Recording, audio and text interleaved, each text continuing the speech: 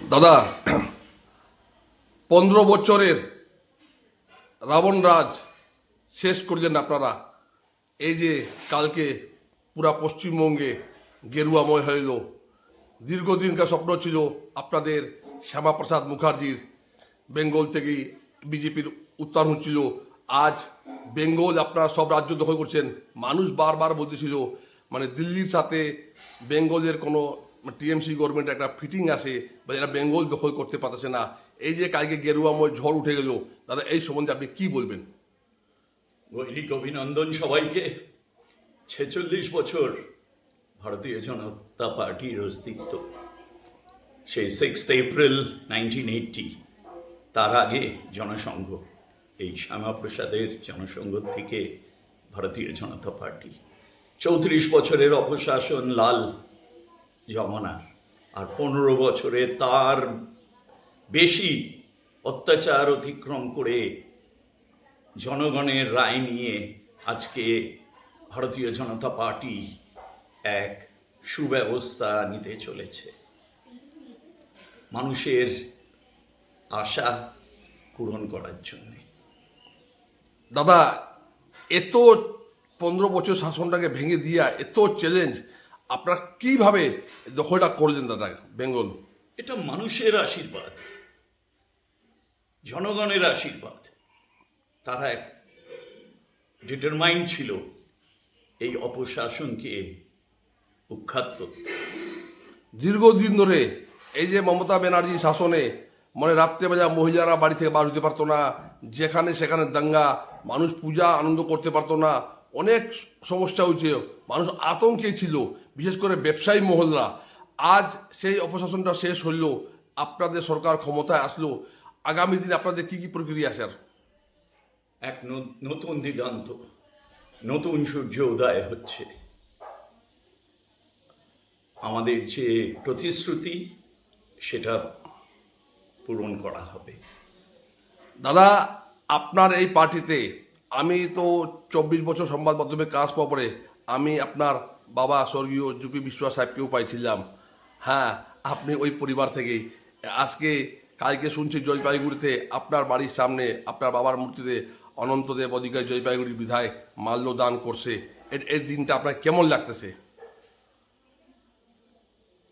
খুবই গর্বের সাথে বলতে পারি যে দুর্দিনের যে প্রতিষ্ঠিত করেছিল যারা, তাদেরকে স্মরণ করেছে অনন্তদা। 3 বিঘা আন্দোলন, বেরুবাড়ির আন্দোলন, সার্কিট বেঞ্চের আন্দোলন, এটাও আমরা শুনছিলাম তখন জুপি বিশ্বাস সাহেব আসতো তখন বলতো। এই আজকে 3 বিঘা আন্দোলন সব কিছু হলো, আপনাদের বাবার বহুত বড় ভূমিকা ছিল, এটা নিয়ে কি বলবেন আপনি? উত্তরবঙ্গের কন্ট্রিবিউশন আমার স্বর্গীয় বাবা সমরেন্দ্র প্রসাদ বিশ্বাস নিশ্চয়ই করেছেন। তো আজ তার স্মরণে